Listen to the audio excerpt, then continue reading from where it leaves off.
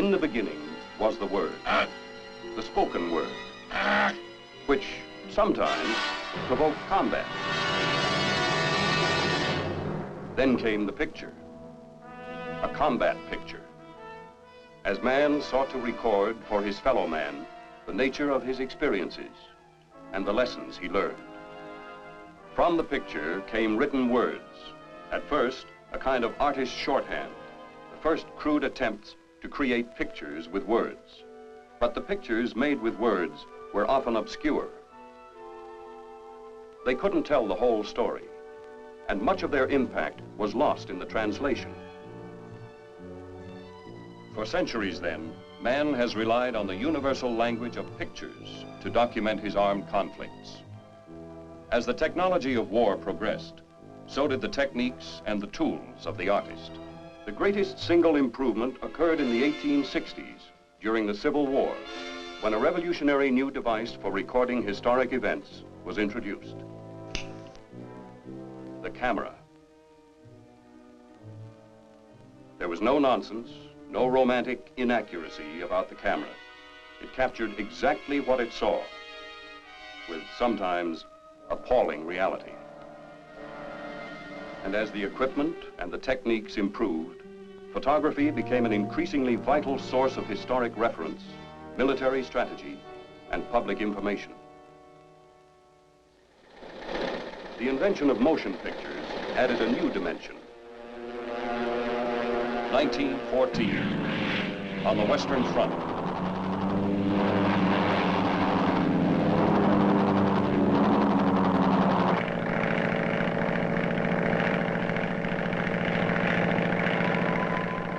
The combat cameraman established himself as an indispensable member of the military team. World War II was documented by 50 million feet of incomparable combat footage.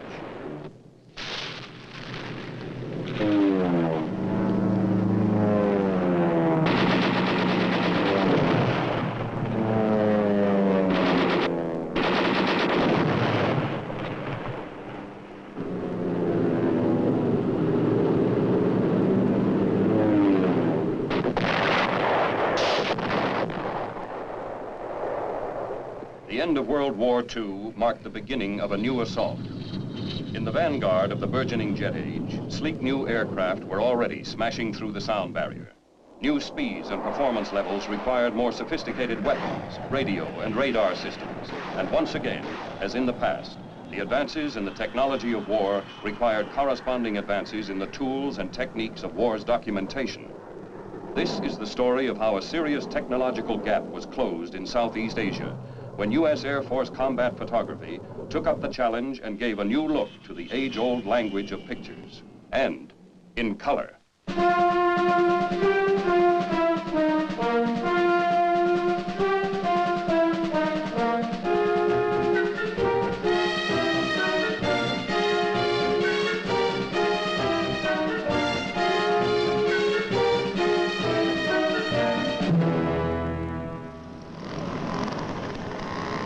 In the mid-60s, the United States became an active participant in South Vietnam's struggle for freedom.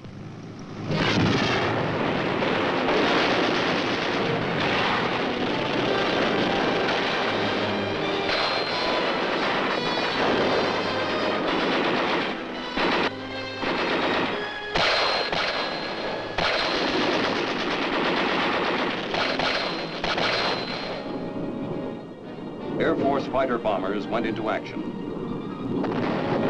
only to learn the Air Force photo capability then in the field was too small, the stepped-up demand for films too great. Combat camera development had dropped too far behind supersonic fighter aircraft technology and ordnance delivery techniques.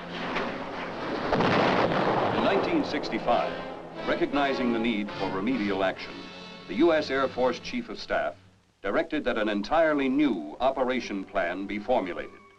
The planning task was assigned to Aerospace Audio-Visual Service, AAVS, through its parent organization, the Military Airlift Command, MAC. The MAC and AAVS planning staffs followed through. The requested plan was submitted in record time, and approval was received in December of that year. 2 months later, the 600th Photo Squadron, a single manager combat photo capability, including all photo except reconnaissance, began to take shape at Tan Son Nhut Air Base near Saigon.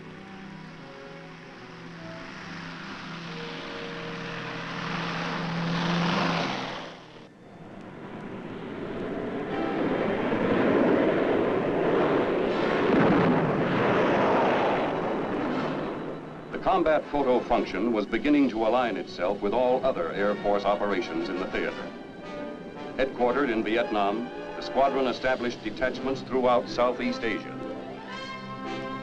One primary mission is combat documentation, called ComDoc. It produces historical documentation footage on the ground, in the air, on every phase of the Vietnam conflict. You see Air Force ComDoc photographers jump into battle.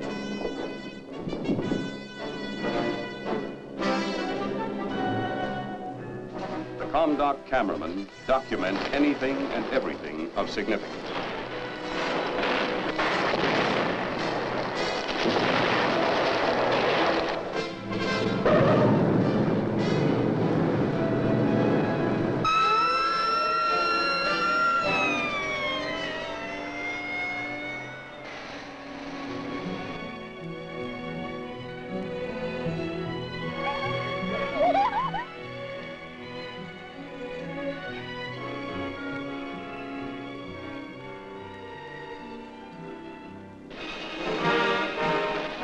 The wounded soldier leaves the battlefield within minutes.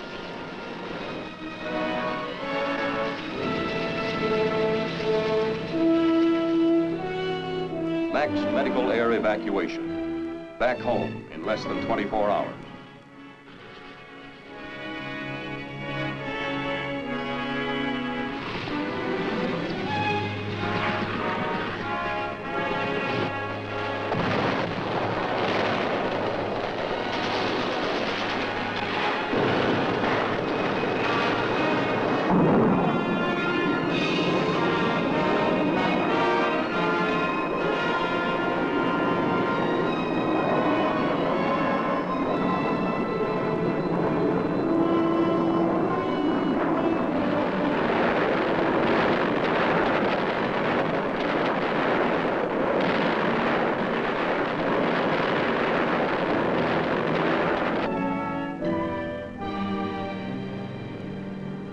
Puff the Magic Dragon.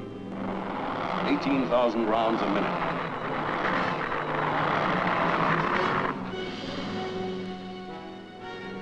ComDoc footage finds an immediate use and fills an imperative need. It provides a film link between the Air Staff planner in the Pentagon and the combat operation in Southeast Asia. It also serves to keep the American public informed on the latest progress of their fighting forces. Equally important, it finds a lasting use as visual history, caught and recorded at the moment, on the spot.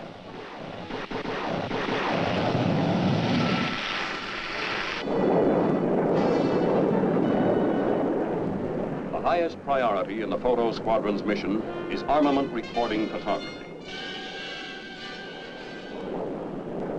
This is over-the-target combat documentation, filmed for the most part by cameras installed in the strike aircraft.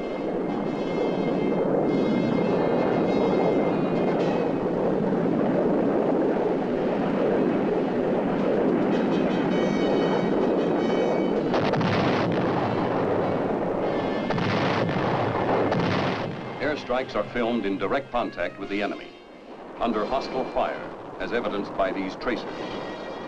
It is combat photography in its purest form.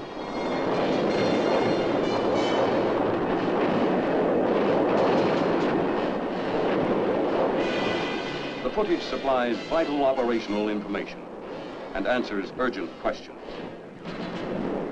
Was the target hit?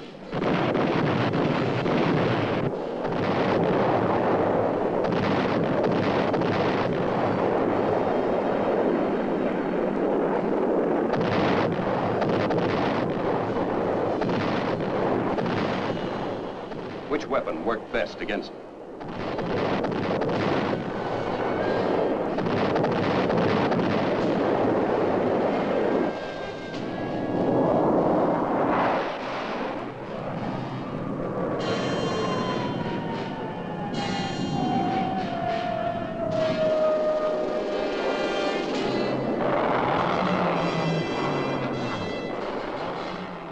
What improvements in delivery techniques and weaponry are needed?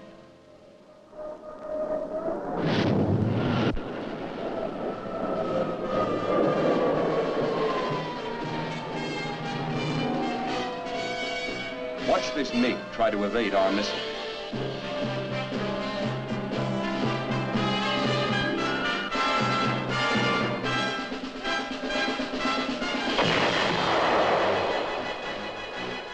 Good strike footage is operationally priceless.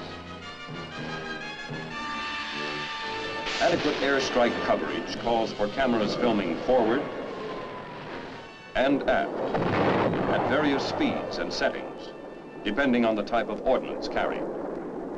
Some of the sophisticated fighters arriving in Vietnam had no provisions for airstrike photography. Others had outdated gun cameras.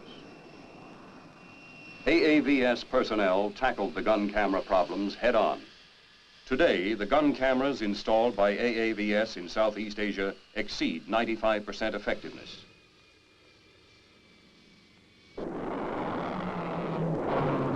This aiming device, or pipper, appears on most gun camera footage.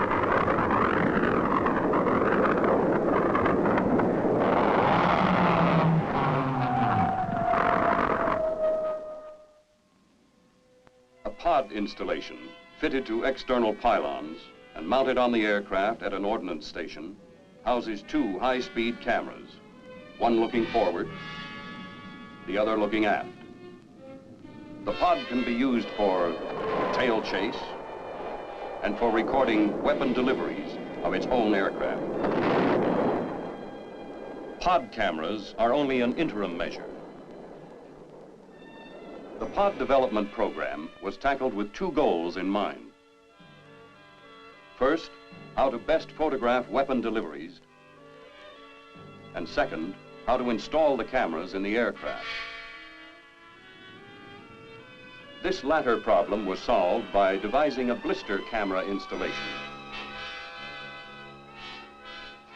Briefly, a blister is a protrusion on the aircraft. This approximated the ideal of mounting the camera array inside the aircraft. Like the pods, they house cameras aimed forward and aft and are automatically activated when the pilot fires his guns or drops his ordnance.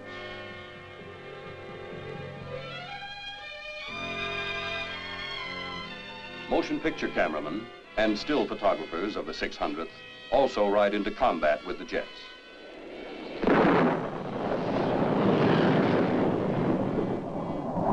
Attacking heavily defended targets in North and South Vietnam.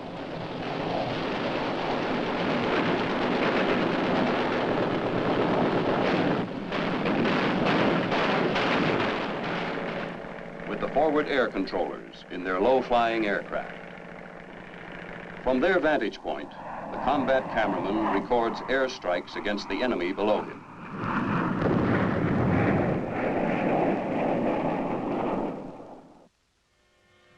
With hundreds of combat sorties flown each day, the 600th photo teams must load, download, service, maintain, and repair the airstrike cameras. They work fast to unload the exposed film and get it into the lab for immediate processing.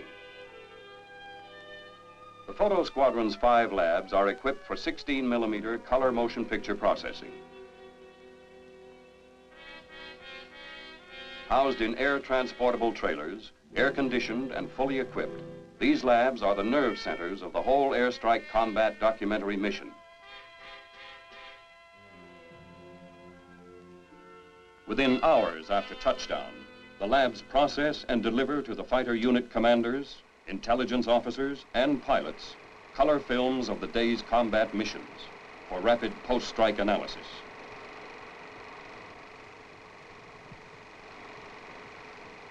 This footage documents several strafing runs at an enemy petroleum depot.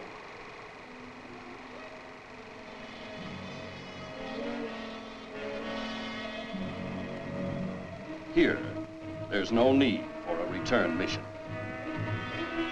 The airstrike footage is culled by the film editors at each motion picture lab. The most significant footage is used nightly to brief the commander of the 7th Air Force in Southeast Asia, rush to the commander of the Pacific Air Forces, to Washington for viewing by the air staff, and ultimately for public release. Strike footage is also carefully screened by the intelligence fraternity at all levels of command. South Vietnam. Fax in-spotter aircraft seek out the enemy, mark the location with smoke, then call in the fighters to destroy North Vietnamese and Viet Cong targets such as base camps, roads and truck parks, food and munition storage areas,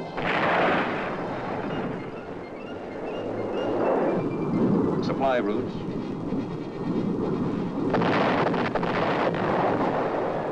underground bunkers, trenches, foxholes, and fortifications.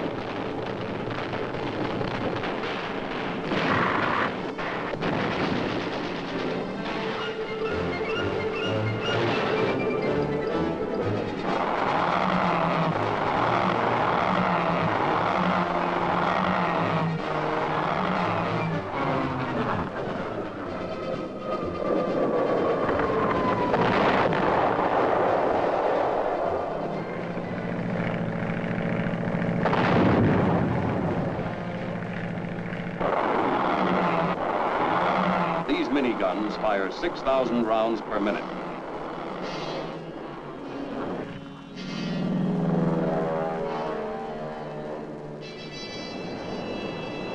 Until March 31st, 1968, Air Force fighters and fighter bombers flew daily missions against North Vietnam major communist military targets north of the 20th parallel. Near Hanoi and Haiphong, pilots struck communist airfields, power plants, iron and steel complexes, and army barracks. They encountered heavy, savage conventional and surface-to-air missile and anti-aircraft fire, as well as enemy mates.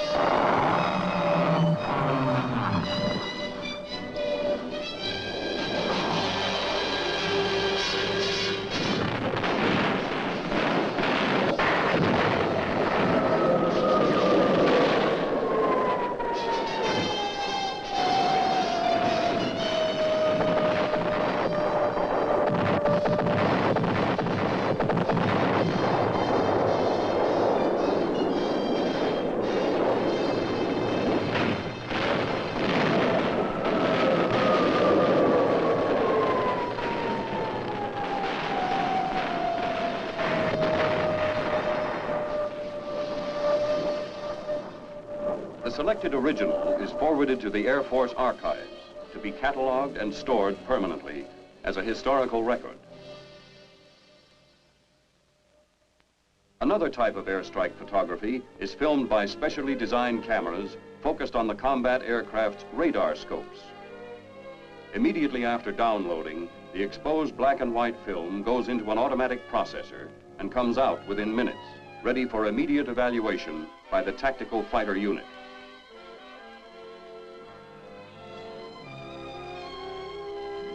A panoramic strike camera also provides a rapid look at combat results. This camera records an image that extends from horizon to horizon, fore and aft, along the aircraft flight path by means of a rotating prism.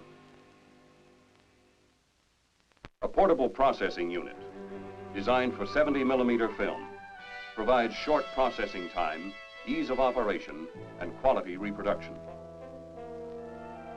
The transfer film is pre-imbibed with a developer and a fixer. As the transfer film contacts the exposed film, processing takes place, producing both a negative and a positive transparency. Within an hour after landing, prints made from the positive transparencies are ready for viewing by tactical fighter units. They provide excellent operational information for the combat pilots and for intelligence personnel. The most significant negatives are turned over to intelligence for further in-depth study. The 600th maintains a fully equipped still photo laboratory at each of its 17 theater locations for reproducing black and white and color photography. The major portion of the still mission is to produce black and white still photographs for release through information channels in Southeast Asia, as well as base still lab requirements. Additional black and white and color still photographs are forwarded to Washington for release by Air Force information. The original negatives and color transparencies are forwarded to the Air Force Still Depository for future use and historical preservation. These pictures represent one day's output of quality photography. Still photo coverage includes civic action, newsworthy events, operational combat activities, and the vital airstrike combat mission. All Air Force combat photography from Southeast Asia eventually finds a use. You see it everywhere, in every form of visual media, from newspapers and magazines to motion pictures and television. The Air Force was given the job of defending South Vietnam with its massive air power. An F-105 has just scored another MiG kill. The pilot said, "I fired a burst from my 20mm cannon and the MiG blew up only 15 or 20 feet in front of me." The following excerpts from Air Force motion picture productions best demonstrate further use of Air Force combat photography received from Southeast Asia. Benoit in Vietnam. A monthly news review, distributed internally throughout the entire Air Force to provide its members with a broad view of significant and interesting events. General William Westmoreland, Commander, Military Assistance Command, Vietnam, in a message to the 7th Air Force, headquartered at Tan Son Nhut, wrote, "The performance of the 7th Air Force in meeting airlift requirements in Vietnam over the past year has been outstanding. Equipment and supplies are unloaded near the village of Tuy Hoa for the start of construction of a new air base some 75 miles north of Cam Ranh Bay. All construction is under the engineering supervision of the Air Force Civil Engineers. 45 days ahead of schedule, Tuy Hoa Air Base began initial operations." Mayday, mayday, mayday. This is Red Rooster Lead. My wingman's been shot down. Sound clips for the Air Force Command Post and the American public. A pilot is saved by helicopter. A rescue by the Jolly Green Giant. A dramatic, factual short clip. A report for the air staff and the American public. Although every rescue mission is different, what you have seen happens all the time in this war out here. And that means hundreds of our best men saved. On the ground and in the air, the United States Air Force Combat Photo Mission in Southeast Asia is served around the clock from 16 units and its operating squadron headquarters at Tan Son Nhut Air Base in Saigon. The Vietnam detachments, all operating mainly out of trailers and vans, are located throughout South Vietnam. Cam Ranh Bay, Phan Rang, Bien Hoa, Da Nang, Duy Hoa, Nha Trang, Pleiku, Binh Thuy, and Phu Cat. The Thai detachments, housed in specially designed air-conditioned buildings, report to squadron headquarters through the 601st Photo Flight located at Korat. The detachments in Thailand, reporting to the Photo Flight, are Tak Ly, Ubon, Udorn, Utapao, Don Wang, and Nakhon Phanom. This is how the Air Force Combat Photo Mission in Southeast Asia is being accomplished today. An impossible task for the Air Force and AAVS, had it not been for the valuable contributions and material assistance afforded by various air staff agencies and major commands. We've shown how the Air Force is closing a technological gap, bringing combat aircraft and combat camera together again as a highly skilled working team. Looking back to the start, it seems we've come a long way in a rather short while. Looking ahead to the future, our goal is to keep pace with technology and satisfy the needs of the Air Force. You may rest assured that when your Air Force has done its job in Southeast Asia, the final photographic record will be complete.